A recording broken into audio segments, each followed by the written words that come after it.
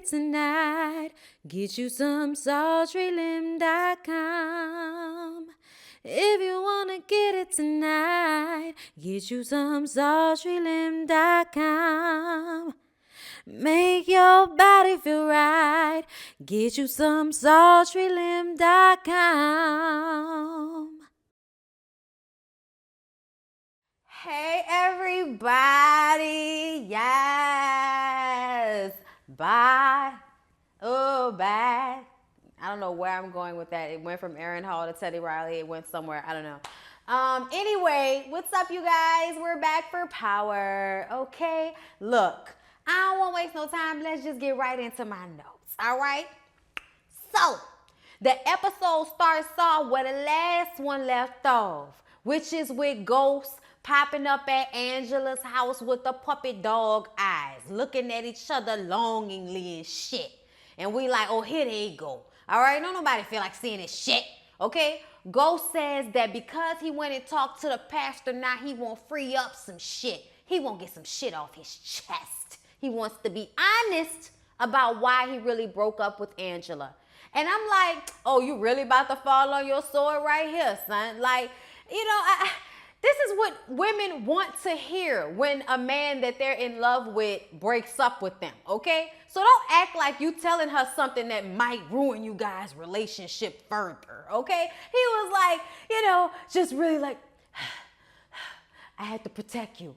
I didn't leave you because I didn't love you, okay? A man had threatened my life, and I had to back away from you to protect you, and he left you alone. You know, and it's just like, nigga, you act like you really out here scratching and surviving good times, saving lives, Batmaning it. Nigga, like deep voicing it and being inconspicuous, rich and shit, giving me Batman black dude vibes except for drug dealer tease. Okay? Think about it. Either way, we all know Gotham City is like New York. Anyway, but like I was saying, I ain't seen the R. Kelly song, City of Love, Gotham City. I hate that nigga, bruh. I was listening to Batman last night in the car on the way home. Dum, dum, dum, dum, dum. Dum, dum, dum, dum, dum. Dum, dum, dum, dum, dum. Dum, dum, dum, dum, dum. I was born in these streets. Back to power, okay? But like I said, okay? Ghost told Angela he broke up with her to protect her ass, right? And now they have like this long, you know, deep moment where they look at each other and we don't know if they're going to have sex or not.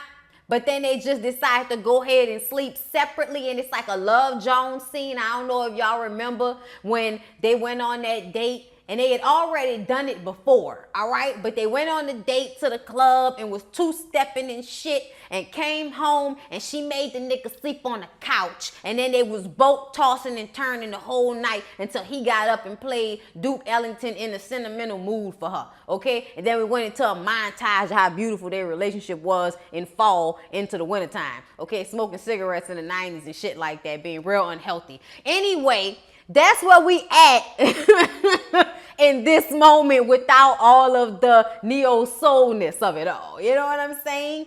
So the next morning, Angela is about to tell him about her arrangement with Tasha, you know, seeing as though they've been working together without telling him because they think he gonna fuck it up. And it was absolutely right. He was fucking up everything else. Why wouldn't he fuck up this plan to keep Tyreek out of jail? Even though I think Tyreek's ass needs to go to jail since he want to be a fucking thug so bad. I ain't never seen a nigga so determined to go to jail, okay? Like, you know why people be drug dealers? Because they need money. So they can do things like have houses and cars and shit like that. All right? Have girlfriends. Buy them shit. Go to dinners. Go to the movie. Not have to catch the bus. That's why people sell drugs. People don't sell drugs for fun. Like, you know, you do after a while. But most people doing it so that they can make money. So I really do not understand why Tyreek going to a private school full of other rich kids, being a rich kid, being driven back and forth to every damn where, wants to sell drugs. I can't I won't. We'll get, more into it later. But like I said, here come Tasha knocking on the door. All right. And Ghost is like, what the fuck is going on here? Okay. What are y'all working together now? What is that shit? And they're like, yeah, we working together, nigga.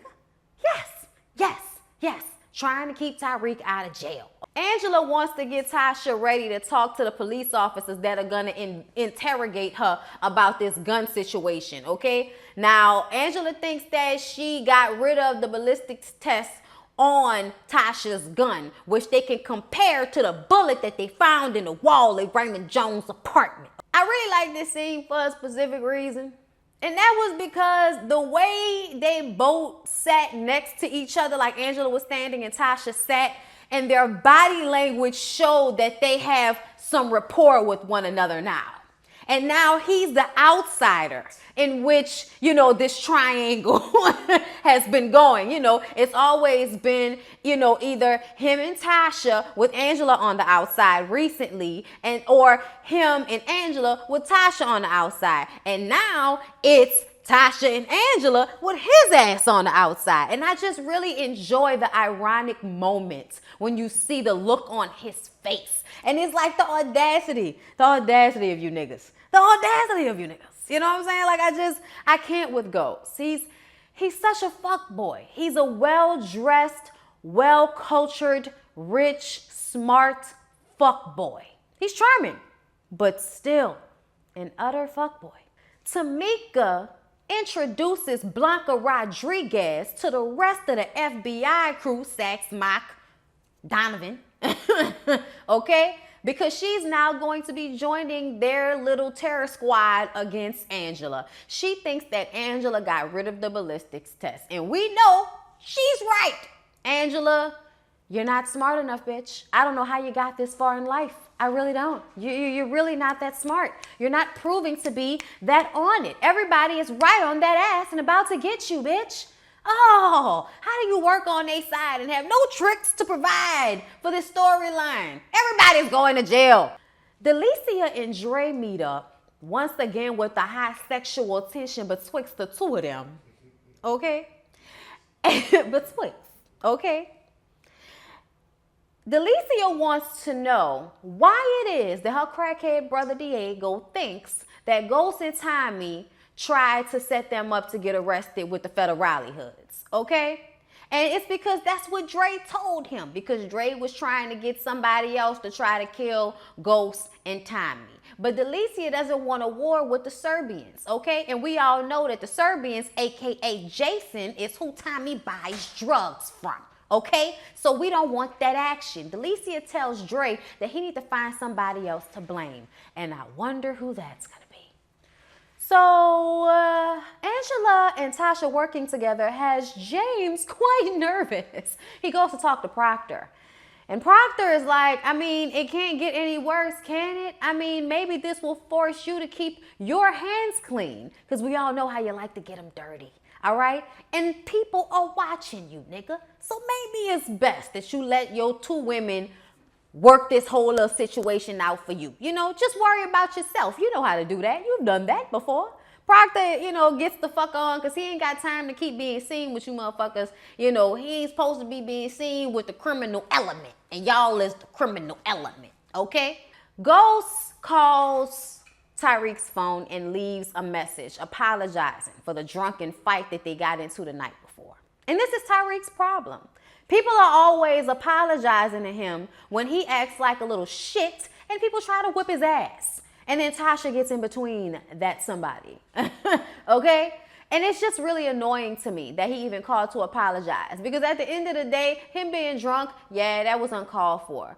But Tariq needs his ass whipped. Because even though Ghost is being dumb by consistently lying to Tariq, who is very well aware of what the fuck is going on now, it's insulting to his intelligence, first of all. But it just shows that he's still trying to live in this delusion where everything is still okay. And it ain't okay no more, nigga. Deal with it where it's at. All right? And I understand that, Tariq. But at the same time, I'm going to need for you not to have so much hostility to the people who have been doing all of this shit to make sure that you have a better life than they did. Where's the reverence for that shit? Let me tell you something. I remember being a teenager. I remember being a teenager. I couldn't stand my fucking daddy. He was so disgusting. He wouldn't let me do nothing, okay? But I would never, ever help anybody to fuck over my daddy. What kind of shit is this? Somebody tell me, because I don't understand it. You ignore your daddy phone calls, but you're answering Kanan's text. Kanan is responsible for you hooking up with the motherfucker that killed your sister. Are we clear on that, Tyreek? What is that, some confusion, little nigga? I can't deal. I don't want to deal. Tommy gets Teresi to play lookout while he goes and plants that tracker he got from Angela on Dre's car. Then he texts Angela, turn on the tracker, J-Lo. Thought that was fucking hilarious. Not in the mood to laugh after how upset I am about Tyreek. These are real moments. I'm also upset about the fact that Tommy is clearly doing illegal activity with Teresi, even after being warned by multiple people that he should trust at this point, that he shouldn't do that. I am so annoyed with Thomas Egan. I am so annoyed with Thomas Egan. Back at Angela's, she tells Tasha that she isn't sleeping with Ghost anymore. She insists, you know, Tasha, I just really want you to know I'm not sleeping with Jamie. And Tasha's like, girl, I told you, I don't give a fuck, okay? I could give so many more fucks, but I don't. I don't give not one, I don't give not a two, not a three, not a four, not a five, not a six, not a -0. I don't give a fuck. I don't give a number amount of a fuck. I give a amount of a fuck, okay? Did you hear that? Nothing. That's what it was. Why do we have to keep talking about this with the sad puppy dog eyes? Like she wants a, it's okay, you can fuck my husband from Tasha. You're not gonna get it. Never gonna get it, never gonna get it. Never gonna get it, never gonna get it. Never gonna get it, never gonna get it. Never gonna get it. Whoa, whoa, whoa, whoa. Never gonna get it, never gonna get it. Never gonna get it. Never get it. All right. I just wanted to sing that so that it would be drilled into your mind. It's never gonna happen. You're not gonna get the permission, bitch. You're just gonna have to take the dick like you did the first time. So Tate brings Dre to Truth to talk to a, you know, newly renewed, clearer, not drunk and angry Ghost, okay? And Tate just basically tells Ghost that an audit is going to take place for QPC. And he needs to be above board. Okay? He also asked Dre before Ghost came down to talk to them about how they really met. Basically asking him, was Ghost a drug dealer? And Dre is still smart enough to not say that shit to Tate. I was like, oh wait, a moment where I don't want Dre to die. All right. Tate, after warning Ghost of the audit, walks out. And Ghost is like, look, Dre, let me talk to you. I'm not gonna shoot you. I like the fact he had to tell him that he wasn't gonna shoot him, okay? He says, look, I want to work with you. I think if we work together, it can make QPC work out great for us, okay? Dre is like, yeah, brother, I already know we don't really get along. You trying to kill me. Like, I can't trust you. How we gonna do that? I can't do that. And Ghost says, well, how about this? I'll show a sign of good faith by getting you your job back at the club and, you know, putting ex facto on non-compete clause. Mock rolls up on Proctor's crackhead ex. He wants to know if she knows how he can get some evidence to prove that Joey Proctor is still hanging around with the illegal people in his family. Okay, not illegal immigrants, nothing like that. I'm talking about the people that sell drugs and are part of a syndicate, okay? People that clean up dead bodies and shit. Benny is the cousin that cleaned up Joey's apartment at the time he killed that Secret Service agent that had the wiretaps on your boy and shit. You know, all of the evidence that they were selling drugs and killing people and shit. I can't remember everything, y'all. It's been 5 seasons of this shit. Dre tells 2-Bit and the little driver dude about the Tejanos getting killed. Then Cristobal walks in with his people. And Dre wants to know if Cristobal knows anything about Diego's gold gun. Of course, he doesn't know anything about that shit. We all know that was Delicia, all right? I don't even know why Dre was really coming at Cristobal about that shit. But Cristobal was like, nah, son. And then he spoke Spanish to his homeboy. And Dre was like, that's what the fuck I be talking about. I can't trust you, can't stand you motherfuckers. And Cristobal was like, well, if you wanted to run these streets, you should have learned Spanish, motherfucker. Like, stupid ass. So in another dumb fucking scene, Ghost goes over to Tommy's apartment where he's chilling with Teresi. All right? And Ghost has to tell Tommy that he's not cleaning his money anymore. But Teresi's in the room. Teresi offers to leave the room, but Tommy's like, nah, you can talk in front of him. No, the fuck he can't. And Ghost, this is when I get mad at you and why I call it a stupid fucking scene. Because you have been telling Tommy this whole time not to say nothing in front of Teresi. Why would you have a conversation and tell him that you're not going to clean his money no more with the fucking money from Truth? Why would you say that in front of Teresi when you already know you can't trust his twisted blackmailing ass? You know this. So why, Jesus, did you participate in this conversation in front of this dude? Even though Teresi ended up walking out of the room because he decided he wanted to give his 2 cents and ain't nobody asked for his backup. I can't believe he still proceeded to have this conversation with him. I just really can't. And Tommy gonna sit up there getting mad and shit. He fucked. Dude, you want me to still clean your money while I'm being audited? That's smart. When we already got people investigating us, you think that shit is smart? The fuck? I haven't seen him snort cocaine all season, but I swear to God. So I realized now that Dre didn't know that Delicia planted the gun because she didn't tell him that. He finds out that Delicia is the one who planted the gun because he goes to talk to Arturo, okay? He wants Arturo to be his new translator, all right? He also wants to blame Arturo for the whole little setup with them in the FBI pulling up on them at the airport, which, I mean, he was the one that got interrogated by them. So it's like, blame the right person, for God's sakes. Either way, when he goes to talk to Arturo tells him, because he asked him about Diego's gold gun. So Arturo tells Dre that his cousin told him that he saw Delicia roll up to the scene in a maid's uniform, and she's the one that probably planted the gun. So now he knows this. So because Teresi overheard the talk about the audit, he goes to Sax and Mock and tells them to stop picking at every little small gem that they pick up from him, okay? Give him a chance to get them some good shit, something that will stick, and stop going after every little clue that gets left behind because they're gonna get him killed. And if he's dead, then you're not getting any fucking evidence, are ya? Cool your fucking jets. So Angela is tracking Dre's car and calls Tommy. Who the fuck told you could call me, bitch? I just be wanting to be like, Sylvester Stallone, shut the fuck up. Like, shut the fuck up and listen to what I got to tell you, okay? She was watching Dre's car, but Dre's car was inside the building. He's like, well, obviously the car's inside the building, bitch. You know, because she didn't realize that she's sitting outside, she don't see the car. He's like, obviously it's inside the building, bitch. What's wrong with you?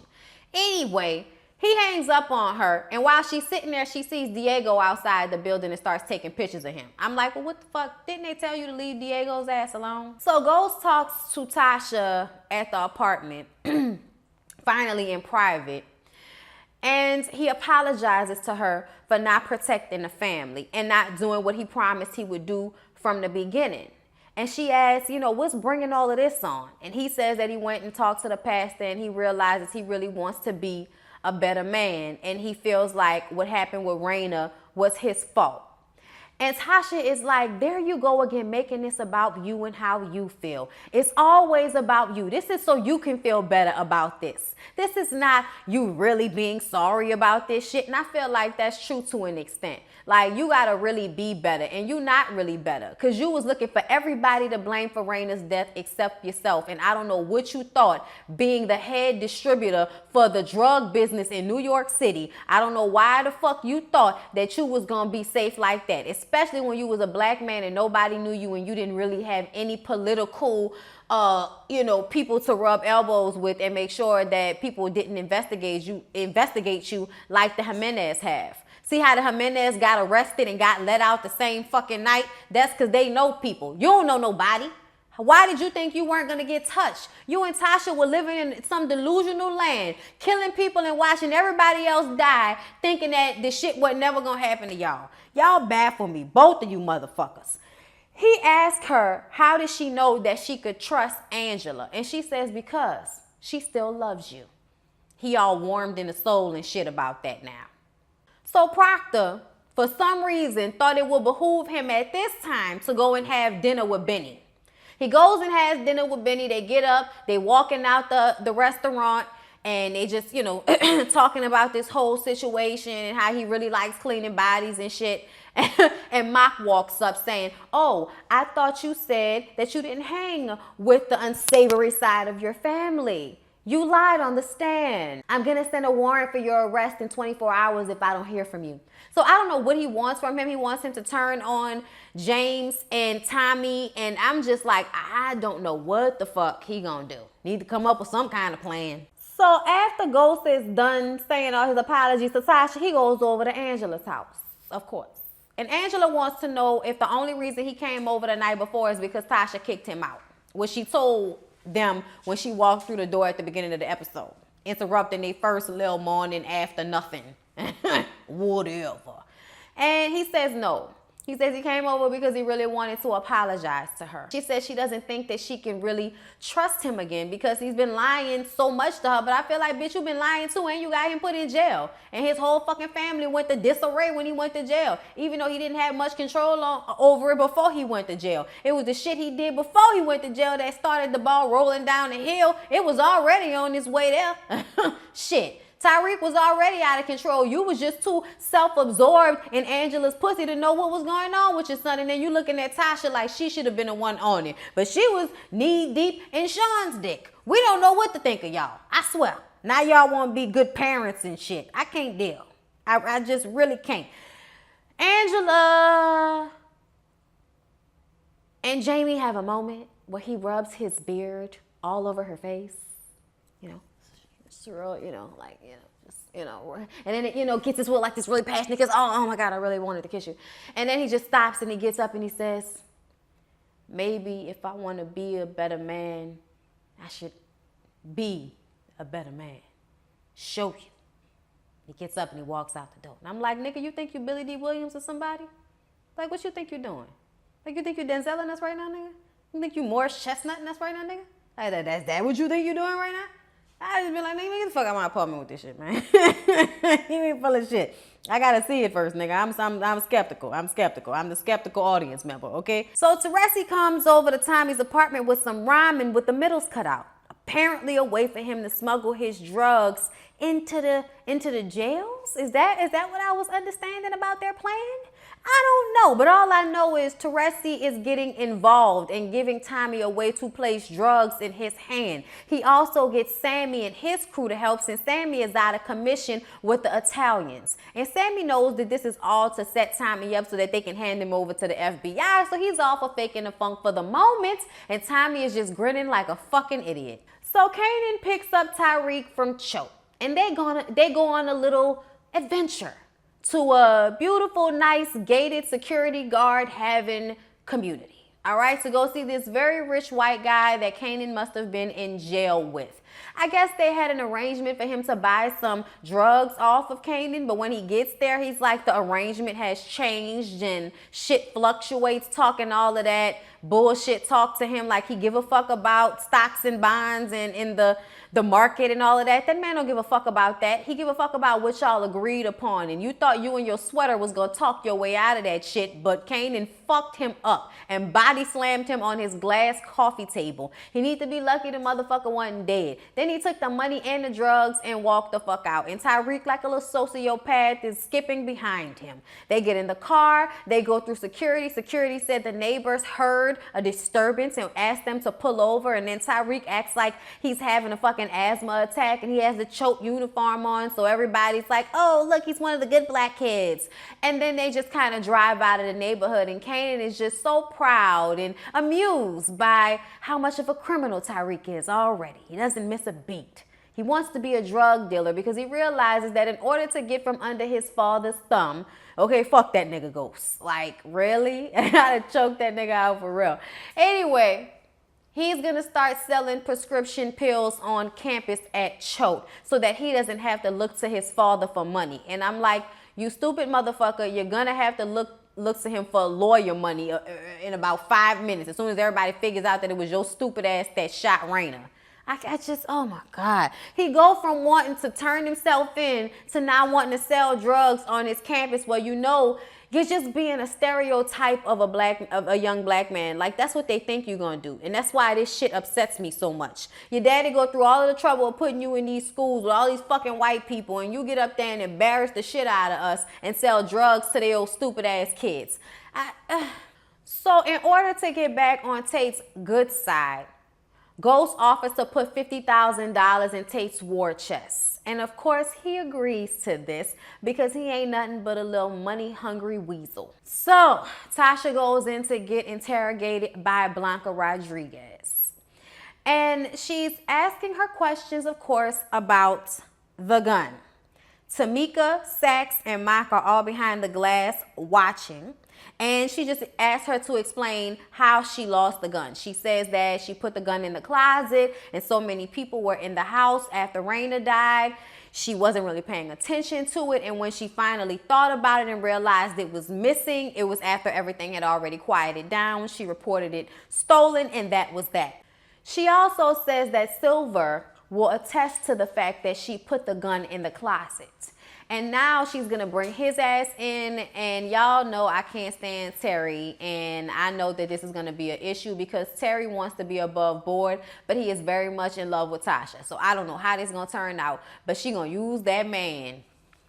And that man might send her out there to the wolves. So Proctor, like a dumbass, decides to deal with his ex by getting drugs from Tommy and putting it in the envelope of her alimony check. And when she sees it, she tells him that she is 45 days sober, throws the cocaine at him, and says she hopes his ass gets arrested. She will see him in court. He just made it 10 times worse. I told you. Handling it like a fucking amateur. You niggas are all amateurs.